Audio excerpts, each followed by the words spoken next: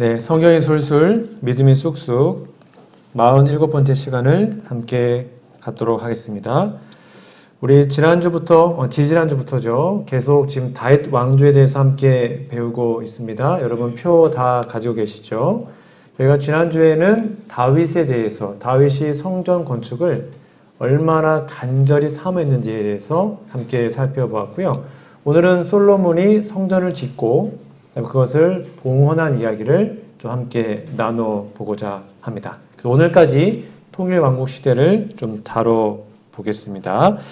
성경 본문은 열왕기상 8장입니다. 성경책을 열왕기상 8장을 펴놓으시고 보시면 좋겠습니다. 제가 작년인가요? 올해 초인가요? 신명 28장 저주 용어 프린트물 드린 거 혹시 가지고 다 계십니까? 아마 있으실 겁니다. 제가 이게 신명 28장 저주 용어 이거 드리니까 성경책에다가 놓고 다니시라고 제가 말씀을 드렸던 기억이 나는데요. 요것도 이제 같이 좀 펴주시면 좋겠습니다. 네, 우리가 지금 역사서를 배우고 있는데 역사서에는 크게 두 가지 사관이 있다는 거 여러분 꼭 기억하셔야 합니다. 그래서 하나는 신명기 사관, 신명기라는 렌즈를 통해서 역사서를 기록했습니다. 대부분 다 그렇고요. 그 다음에는 다윗 언약 사관, 그래서 다윗 언약을 렌즈로 봤던 게 역대상하라 그랬습니다. 그 두 가지를 꼭 기억해 주시고 그 다음에 다윗 왕조의 21명의 왕들 이름을 순서대로 외우셔야 합니다. 근데 세트로 주제별로 외워주시면 큰 도움이 될 거라고 생각이 듭니다. 자, 이제 열왕기상 8장을 펴 놓으시고 이게 앞에 보시면 신명 28장의 저주 용어입니다. 제가 지난번에 프린트 드렸던 거에 다 나와 있는데 없으신 분들은 앞에 잠깐 보시면 신명 28장 이 저주 용어는 마치 구구단처럼 우리가 이제 역사서 그리고 선지서를 해석할 때 사용되는 중요한 단어입니다. 그래서 여기 제가 다 읽지는 않을게요. 여러분 다 프린트폰이 있으니까 저주, 심판, 연병, 폐병, 열병, 염증 등등등 쭉 나옵니다. 이게 신명 28장의 저주에 나와 있는 것을 제가 명사형으로 바꿔서 적어 놓은 겁니다. 쉽게 말하면 여기에 나와 있는 단어들이 이제 역사서나 선지서에 자주 등장할 겁니다. 등장하면 지금 저주 상태에 있구나 백성들이. 그러면 그들이 언약을 어겼으니까 하나님께로 돌아오기 위해서 회복해야겠죠. 그래서 너희들이 지금 저주 상태에 있으니 하나님의 축복의 길로 돌아오라 라는 기별이 선지서의 핵심이에요. 그래서 이 저주 용어들은 시간 날 때마다 한 번씩 읽어보시고 이런 게 있구나. 그래서 혹시 이러한 모습들이 우리들의 삶에서 지금 있다면 우리는 언약의 저주의 삶을 살고 있다는 것입니다. 그래서 이걸 좀 잘 읽어보시고 적어두시면 좋겠습니다. 자, 이거를 이제 여러분 페이퍼로 펴놓으시고 함께 보도록 하겠습니다. 열왕기상 8장에 보시면 이제 솔로몬이 성전을 다 지었어요. 지은 다음에 하나님께 봉헌하는 봉헌 기도 내용이 기록되어 있습니다. 23절부터 53절까지 다 솔로몬의 봉헌 기도입니다. 하나님께 성전을 바쳤던 그 기도가 쭉 기록이 되어 있는데요. 근데 재밌게도 여기 나와 있는 봉헌 기도에 아까 신명 28장의 저주 용어가 아주 자주 등장합니다. 몇 개만 좀 샘플로 보여드릴게요. 그리고 열왕기상 8장 33절 옆에다가 신명 28장 25절 적어 놓으시는 거예요. 이게 짝꿍이에요. 그러니까 신명 28, 25절을 솔로몬이 열왕기상 8장에 인용한 겁니다. 만일 주의 백성 이스라엘이 주께 범죄하여 적국 앞에 패하게 되므로 주께로 돌아와서 주의 이름을 인정하고 이 성전에서 주께 기도하며 간구하거든. 이게 지금 성전 봉헌 기도의 패턴이에요. 무슨 말이에요? 하나님, 백성들이 지금 저주 상태에 있으면 다시 회개하고 주님께로 돌아와서 기도하면 회복시켜 주십시오. 또 이러한 저주가 나타나면 그들이 깨닫고 돌아와서 성전에서 기도하면 그들을 회복시켜 주세요. 이게 봉헌기도의 핵심이에요. 요게 신명 28장 25절에 기록되어 있죠. 여호와께서 내 적군 앞에서 너를 패하게 하시는 이게 저주 상태입니다. 내가 그들을 치러 한 길로 나가서 그들 앞에서 7길로 도망할 것이며 내가 또 땅의 모든 나라 중에 흩어지겠다.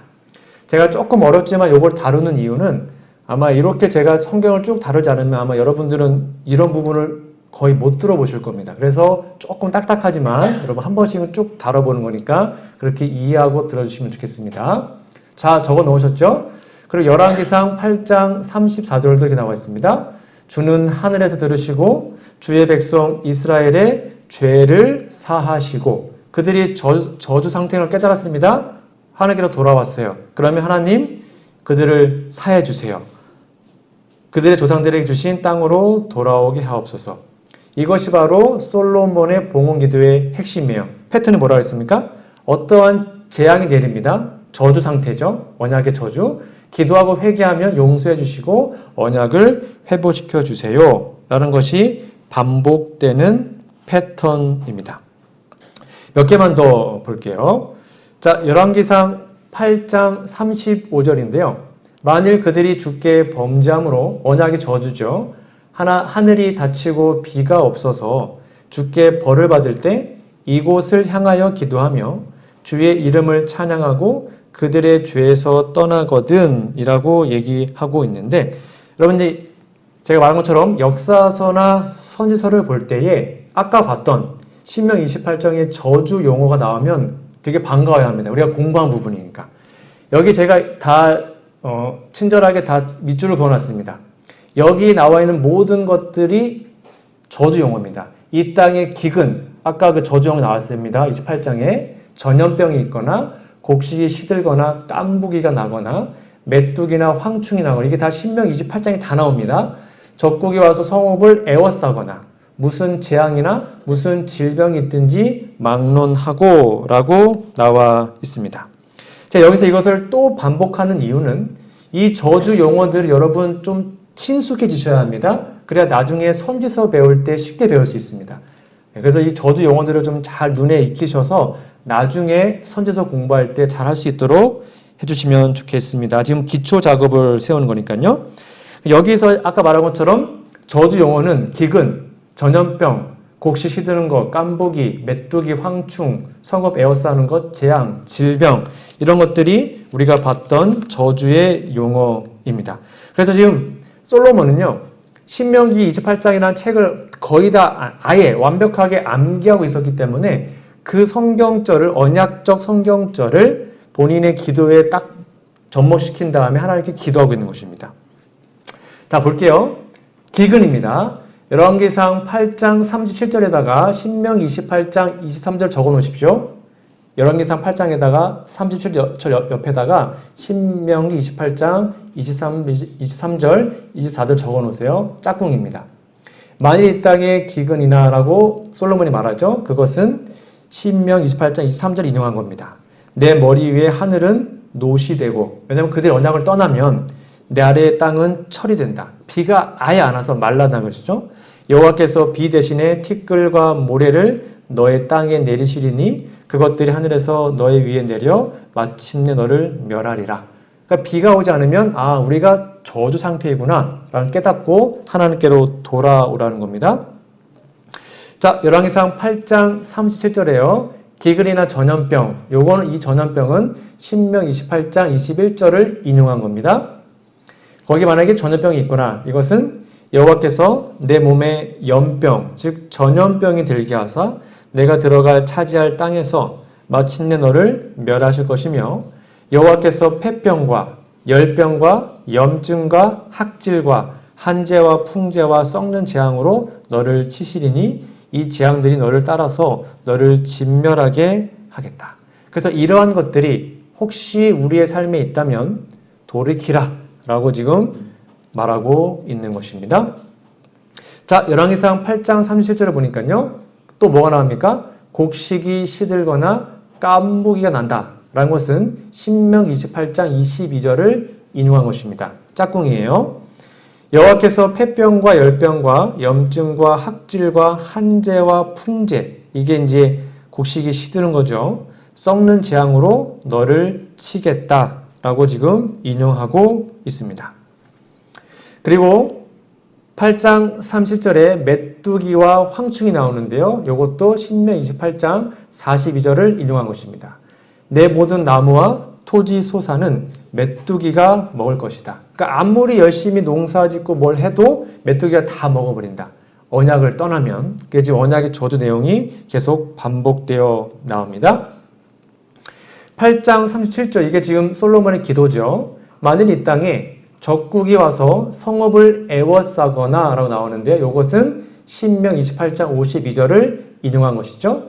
그들이 전국에서 내 모든 성읍을 애워싸고 내가 의뢰하는 높고 견고한 성벽을 다 헐며 내 하나님 여호와께서 내게 주시는 땅의 모든 성읍에서 너를 애워싸리니. 그러니까 지금 솔로몬이 신명 28장을 정말로 다양하게 인용하고 있음을 여러분 좀 주목을 해 보셔야 합니다. 하나만 더 볼게요. 각종 재앙과 질병. 8장 37절에 보시면 만일 이 땅에 무슨 재앙이나 무슨 질병이 있든지 막론하고, 이것은 신명 28장 27절과 28장 59절, 60절을 인용한 것입니다. 그러니까 적어 놓으시면 돼요. 짝꿍이니까. 여호와께서 애굽의 종기와 치질과 괴혈병과 피부병으로 너를 치시리니 내가 치유받지 못할 것이며, 이게 다 지금 언약의 저주 상태입니다. 그 다음 59절입니다. 여호와께서 내 재앙과 내 자손의 재앙을 극렬하게 하시리니 그 재앙이 크고 오래고 그 질병이 중하고 오래될 것이라. 60절 여호와께서 내가 두려워하던 애굽의 모든 질병을 내게로 가져다가 내 몸에 들러붙게 하실 것이다 라고 얘기하고 있습니다. 그러니까 지금 솔로몬은 신명 28장을 줄줄줄줄 외우고 있죠. 그거를 약간씩 변형해서 본인의 기도에 접목을 하고 있습니다. 그러니까 우리의 기도도 이래야 하는 것입니다. 우리의 기도가 하나님께로 상달되기 위해서는 무엇을 근거로 기도하라고 그랬어요? 말씀을 근거로. 우리는 말씀 보기 전에 기도합니다. 그렇죠? 그리고 말씀 본 다음에는 말씀을 근거로 다시 기도하는 겁니다. 그게 언약 기도입니다. 그러니까 솔로몬의 성전 봉헌 기도는 언약 기도였습니다. 말씀을 근거로 기도하니까 하나님이 무조건 들어주시는 겁니다. 안 들을 수가 없어요. 언약을 하나님 지키시기 때문에. 이게 지금 솔로몬의 모본입니다. 그것이 저주 용어든지 축복 용어든지 간에 그 단어들을 인용해서 하나님께 기도하고 있는 솔로몬의 모습을 보게 됩니다. 하나만 더 보면 이방의 포로됨인데요. 열왕기상 8장 46절에 보시면 솔로몬이 기도합니다. 범죄하지 아니한 사람이 없사오니 그들이 주께 범죄함으로 주께서 그들에게 진노하사 그들을 적국에게 넘기심에 적국이 그들을 사로잡아 원근을 막론하고 적국의 땅으로 끌어간 후에, 여기다가 신명 28장 48절을 적어 놓으시면 돼요. 짝꿍입니다. 밑에 보시면 내가 줄이고 목마르고 헐벗고 모든 것이 부족한 중에서 여호와께서 보내서 너를 치게 하실 적군을 섬기게 될 것이니 그가 철 멍에를 내 목에 메워 마침내 너를 멸할 것이다 라고 기도합니다. 특히 솔로몬은 이러한 저주들이 임할 때 거기에서 주저앉는 것이 아니라 어떻게 하랬어요? 저주가 임하면 그 다음에 뭡니까? 죄를 깨닫고 하나님께로 돌아오라. 그러면 하나님이 너희를 사하여 준다. 이게 계속 패턴입니다. 그래서 여기 나와 있는 조건들을 좀 보시면 두 가지가 있습니다. 이 언약 기도의 조건인데요. 첫 번째는 성전에 직접 와서 기도해라 라고 말하고 있습니다. 열왕기상 8장 33절을 좀 같이 읽어볼게요. 만일, 시작. 만일 주의 백성 이스라엘이 주께 범죄하여 적국 앞에 패하게 되므로 주께로 돌아와서 주의 이름을 인정하고 이 성전에서 주께 기도하며 간구하거든 일어납니다. 그래서 하나님께 죄를 인정하고 이 성전에 직접 찾아와서 기도하면 하나님 이들을 고쳐주세요. 하나님 그거 응답하셨습니다. 그리고 두 번째는데요. 직접 오지 못하는 사람들도 있을 거잖아요. 두 번째는 이렇게 나와 있습니다. 이게 이제 오늘 되게 중요한 포인트입니다. 여기 보시면 직접 오지 않고 성전을 향하여 기도해라. 이게 언약 기도의 두 번째 핵심입니다. 자, 여러분 여기 제가 앞에 나와 있는 열왕기상 8장 35절, 38절, 42절, 44절, 48절에 나와 있는 여기다 밑줄을 좀 그어 놓으시면 좋겠습니다. 똑같은 패턴이 반복됩니다. 어떻게 알았어요? 이곳을 향하여, 그러니까 방향이 성전으로 눈을 돌려서 기도하는 겁니다. 38절, 이 성전을 향하여 손을 펴고 기도하면 다 들어주세요. 말하고 있죠? 42절, 이 성전을 향하여 기도하거든 하나님 들어주세요. 44절, 성전이 있는 쪽을 향하여 여호와께 기도하거든 들어주세요. 48절, 성전 있는 쪽을 향하여 주께 기도하거든 들어주세요. 라고 반복합니다. 즉 구약 당시에는 백성들이 1년에 3번만 성전에 왔잖아요. 3대 절기에. 나머지 때는 다 이제 지방에 살았습니다. 성전에 오기가 힘들어요. 그래서 성전에 직접 오면 좋지만 혹시 그렇지 못하다면 성전 있는 방향을 향하여 기도하면 하나님 들어주십시오. 라고 하나님께 기도한 겁니다. 하나님이 이 기도에 응답하셨죠. 불이 내려와서 솔로몬의 성전 기도, 봉헌 기도를 응답하십니다. 그래서 이것을 이해했던 다니엘이 혹시 어떻게 기도한지 아십니까? 다니엘 6장에 다니엘이 목숨 걸고 기도하지 않습니까? 하루에 3번 기도했잖아요. 그때 중요한 포인트가 여기서 나온 겁니다. 잘 보세요. 성전을 향하여 다니엘이 그냥 기도하지 않았습니다. 그래서 다니엘의 기도가 언약적 기도예요. 여기 보시면 다니엘서 6장 10절입니다. 다니엘이 이 조서에 어인 찍힌 것을 알고도 자기 집에 돌아가서는, 그 다음이 중요합니다. 그 방에 예루살렘으로 어떻게 했어요? 향하여. 왜 이렇게 했을까요? 다니엘은 솔로몬의 봉헌 기도를 알았어요. 언약 기도는 하나님의 성전을 향하여 기도하면 하나님이 무조건 들어주시는구나. 그래서 다니엘이 그냥 기도한 것이 아니라 어딜 향하여? 예루살렘을 향하여 열린 창에서 기도한 것입니다. 이해되시죠? 이게 바로 언약을 믿는 사람들의 기도의 모습이에요. 자, 그럼 이거를 그대로 오늘날 우리의 삶에 적용한다면 우리는 어디를 바라보고 기도하면 좋을까요? 네, 지금 성전이 어디 있습니까? 첫 번째는 우선 교회에 오시면 제일 좋죠. 그렇죠? 근데 교회가 혹시 멀다, 힘들다, 그러면 어떻게 하면 되겠습니까? 네. 물론 교회 향하면 좋겠지만 우리의 진짜 성전은 하늘에 있기 때문에 우리가 하늘을 향하여 하늘을 바라보고 지성소에 계신 예수님을 바라보고 거기를 향하여 우리 마음을 거기에 두고 그쪽을 향하여 기도하면 하나님이 그 기도에 응답하시는 겁니다. 이해가시죠? 그게 하나님의 약속이에요. 그래서 우리의 마음이 하늘, 지성소, 예수님, 그리고 성전, 가능하면 여기 오셔서 기도하시고 그러면 그 기도를 하나님이 들어주겠다라고 언약적으로 약속을 하신 것입니다. 이거 꼭 기억해 주시고요. 이 솔로몬의 기도에서 가장 감동적인 부분이 여기라고 합니다. 선지자 왕 66페이지에 보면 이 부분이 전 개인적으로 참 마음에 와닿았습니다. 솔로몬의 헌당 기도 가운데 정말 긴 기도였는데요. 가장 감명적인 부분은 명성이 열국 중에 널리 퍼져 있는 하나님을 더 배우기 위하여 먼 나라에서 올 이방인을 위하여 간구한 그의 간청이었다. 그러니까 솔로몬은 그냥 자기들 백성들, 자기 백성, 유대인들만 위해서 기도한 것이 아니었고 이 성전을 사모하고 이 성전을 통해서 나중에 구원받을 이방인들을 위해서도 기도했다는 것입니다. 근데 그게 가장 감명적인 기도였대요. 결국 이 솔로몬의 기도 덕분에 이방인이었던 우리들도 하나님을 믿게 된 것입니다. 자, 그러면 솔로몬이요, 이렇게 온 인류, 특별히 이방인을 위해서도 기도할 수 있었던 이유가 무엇입니까? 하나님의 성전은 유대인만 오는 것이 아니라 유대인과 이방인의 장벽을 헐고 누구나 구원받을 수 있는 구원의 장소가 하나님의 성전임을 말하게 된 것입니다. 자, 여기 보세요. 열왕기상 8장 41절부터 43절입니다. 이게 이방인을 위한, 우리를 위한 기도였습니다. 솔로몬이요. 또 주의 백성 이스라엘에 속하지 아니한 자, 곧 주의 이름을 위하여 먼 지방에서 온 이방인일지라도 그들이 주의 크신 이름과 주의 능한 손과 주의 펴신 팔의 소문을 듣고 와서 여기 써 있죠? 이 성전을 향하여, 이거 이제 잘 보셔야 돼요. 성전을 향하여 기도하거든 주는 계신 곳 하늘에 들으시고 이방인이 주께 부르짖는 대로 이루사 땅의 만민이 주의 이름을 알고 주의 백성 이스라엘처럼 경외하게 하시오며 내가 건축한 이 성전을 주의 이름으로 일컫는 줄을 알게 하옵소서. 그래서 이러한 의미에서 하나님의 성전은 만민이 기도하는 집인 것입니다. 이 성전은 누구나 올 수 있습니다. 그리고 누구나 와야 합니다.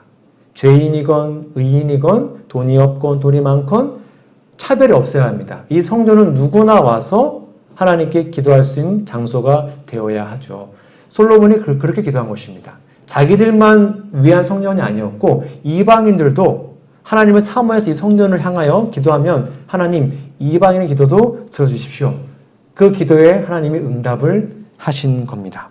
그것이 바로 언약 공동체로 살아가는 아름다운 모습인 거죠.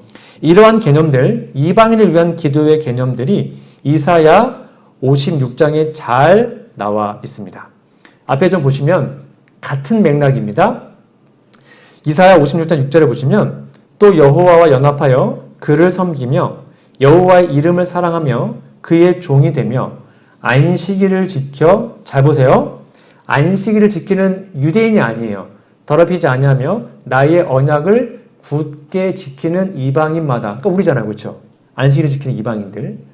내가 곧 그들을 나의 성산, 즉 예루살렘이죠, 하늘 인도하여 기도하는 내 집에서 그들을 기쁘게 할 것이며 그들의 번제와 희생을 나의 제단에서 기꺼이 받게 하겠다.